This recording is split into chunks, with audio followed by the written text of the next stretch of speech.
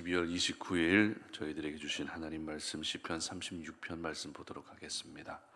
악인의 죄가 그의 마음속으로 이르기를 그의 눈에는 하나님을 두려워하는 빛이 없다 하니 그가 스스로 자랑하기를 자기의 죄악은 드러나지 아니하고 미워함을 받지도 아니하리라 하미로다. 그의 입에서 나오는 말은 죄악과 속임이라. 그는 지혜와 선행을 그쳤도다. 그는 그의 침상에서 죄악을 꾀하며 스스로 악한 길에 서고 악을 거절하지 아니하는도다. 여호와여, 주의 인자하심이 하늘에 있고 주의 진실하심이 공중에 사무쳤으며 주의 의는 하나님의 산들과 같고 주의 심판은 큰 바다와 같으니이다. 여호와여, 주는 사람과 짐승을 구하여 주시나이다. 하나님이여, 주의 인자하심이 어찌 그리 보배로우신지요. 사람들이 주의 날개 그늘 아래 피하나이다. 그들이 주의 집에 있는 살찐 것으로 풍족할 것이라. 주께서 주의 복락의 강물을 마시게 하시리이다. 진실로 생명의 원천이 주께 있사오니 주의 빛 안에서 우리가 빛을 보리이다. 주를 아는 자들에게 주의 인자하심을 계속 베푸시며 마음이 정직한 자에게 주의 공의를 베푸소서. 교만한 자의 발이 내게 이르지 못하게 하시며 악인들의 손이 나를 쫓아내지 못하게 하소서. 악을 행하는 자들이 거기서 넘어졌으니 엎드러지고 다시 일어날 수 없으리이다. 아멘. 하나님의 성품을 닮아야 한다라는 제목으로 오늘 아침 말씀 전합니다. 요즘에는 성격과 성향을 파악하는 기준으로 이 MBTI 유형 검사를 굉장히 신뢰하는 분위기입니다. 해외에서도 우리나라의 MBTI 검사가 큰 관심과 인기를 얻고 있습니다. 어떤 부분에서는 신기할 정도로 맞다라는 생각도 들지만 또 한편으로는 MBTI 유형을 가지고서 사람을 섣불리 판단하는 것은 위험할 수도 있다는 생각이 듭니다. 그렇다면 여러분은 여러분의 성격 유형이 마음에 드십니까? 아마도 많은 분들이 지금의 내 성격보다는 조금 더 좋아졌으면 하는 그런 생각들을 가지고 계실 것 같습니다. 내성적인 사람은 외향적인 사람이 되고 싶고, 성격이 급한 사람은 조금 침착한 사람이 되고 싶고, 우유부단한 사람은 좀 결단력을 가지고 그렇게 살 수 있었으면 좋겠다라는 생각을 할 수 있는데요. 하지만 아무리 완벽하게 보이는 성격 유형이라 할지라도 개선돼야 할 부분이 분명히 있기 때문에 사실 어떤 성격 유형을 담고 싶어 한다는 것은 시간이 지나고 나면 또 다른 목마름이 생길 수밖에 없는 것 같습니다. 그런 점에서 저희들이 오늘 닮아야 할 성품은 바로 하나님의 성품입니다. 오늘 본문도 역시 다윗이 쓴 시입니다. 인도자를 따라 부른 노래라는 그런 표제의 시인데요. 인도자를 따라 부른 노래라는 것은 특별한 의미가 있기보다도 그냥 하나의 노래라고 보시면 될 것 같습니다. 그런데 이 표제를 보면 다른 시편과 같이 단순히 다윗의 시라고 되어 있지 않다라는 부분을 먼저 주목할 수 있었으면 좋겠습니다. 저자는 분명 다윗이 맞지만 그냥 다윗이 아닌, 다윗을 어떻게 표현하고 있습니까? 여호와의 종 다윗이라고 새로운 수식어가 붙어 있다라는 것입니다. 이것을 통해 우리가 알 수 있는 것은 다윗이 시편 36편을 쓸 때만큼은 적어도 자신의 신분에 대한 새로운 정의를 가지고 시를 썼다는 것을 알 수 있습니다. 다윗은 한 나라의 왕으로서가 아니라 하나님의 종이라는 낮고 낮은 모습, 가장 가난한 심정을 가지고 이 시를 썼다는 것을 알 수 있는 것입니다. 여러분, 내 인생이 한참 성공 가도를 달리고 있을 때도 우리가 하나님을 구하고 하나님을 찬양해야겠지만, 내 인생이 뜻하지 않은 방향으로 흘러가고 있을 때도 변함없이 하나님을 구하고 하나님을 찬양해야 됩니다. 한 나라의 왕과 같이 형통한 인생을 살고 있어도 반대로 종과 같이 낮고 낮아진 인생을 살고 있어도 여전히 하나님을 찬양하는 것이 바로 저와 여러분이 오늘도 살아내야 할 삶인 것입니다. 시편 36편은 크게 두 파트로 나뉘어져 있는데요. 첫 번째 파트는 1절부터 4절까지의 말씀이고, 또 두 번째 파트는 5절부터 12절까지 말씀입니다. 그런데 이 각각의 파트를 통해서 전해지고 있는 주제가 크게 연관성이 별로 없어 보입니다.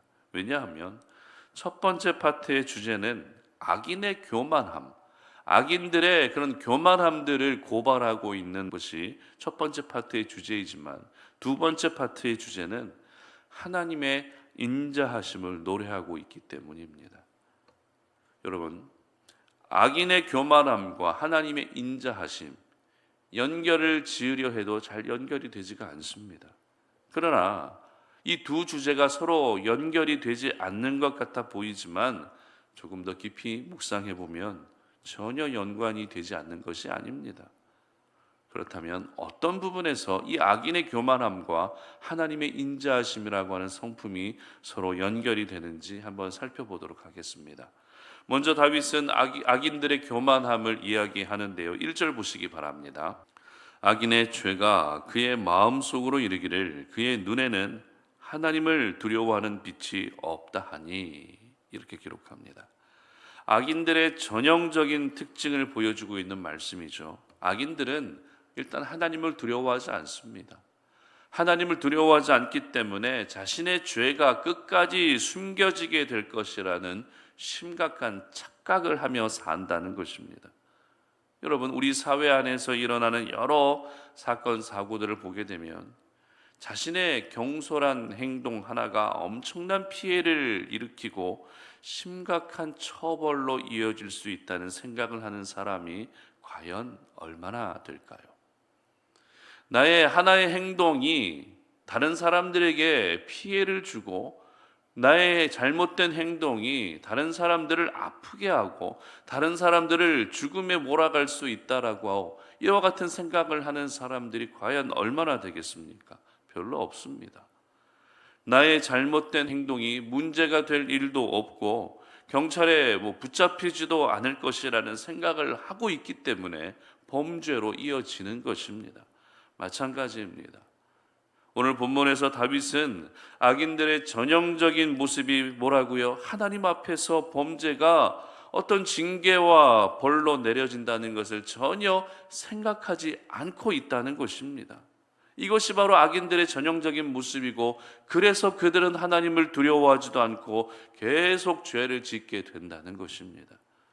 그런데 이러한 악인들의 어리석음에 바로 이어서 다윗은 하나님의 인자하심을 노래하고 있습니다. 5절 보시기 바랍니다. 여호와여, 주의 인자하심이 하늘에 있고 주의 진실하심이 공중에 사무쳤으며. 하나님의 성품을 노래하죠. 7절 보시기 바랍니다. 하나님이여, 주의 인자하심이 어찌 그리 보배로우신지요, 사람들이 주의 날개 그늘 아래에 피하나이다. 아멘. 그리고 10절입니다. 주를 아는 자들에게 주의 인자하심을 계속 베푸시며 마음이 정직한 자에게 주의 공의를 베푸소서. 아멘. 여러분, 하나님의 인자하심은 하나님의 대표적인 성품입니다. 그런데 조금 이상한 것은 악인들의 모습을 대조하기 위함이라면 차라리 의인들의 모습을 언급하는 것이 더 자연스럽죠. 하지만 다윗은 악인들을 대조하는 대상을 의인으로 정한 것이 아니라 하나님을 언급하고 있다는 것입니다. 악인들을 대조하는 의인이 아니라 악인들에게 대조되는 하나님을 언급하고 있다는 것입니다. 여기서 저희들은 중요한 영적 교훈을 한 가지 찾게 됩니다. 그것은 바로 우리가 오늘도 닮아야 할 성품, 우리가 오늘도 닮아야 할 분은 하나님이라는 것입니다. 악인과 대조되는 의인들도 분명 귀한 존재들이지만 의인들도 역시 죄성을 가진 불완전한 사람이라는 것이죠.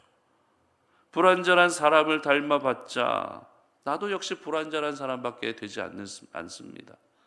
그러나 완전하신 하나님을 닮아가게 되면 나도 역시 완전한 하나님의 사람으로 만들어지는 것입니다. 물론 우리가 하나님의 완전함에 온전히 다 이룰 수는 없습니다.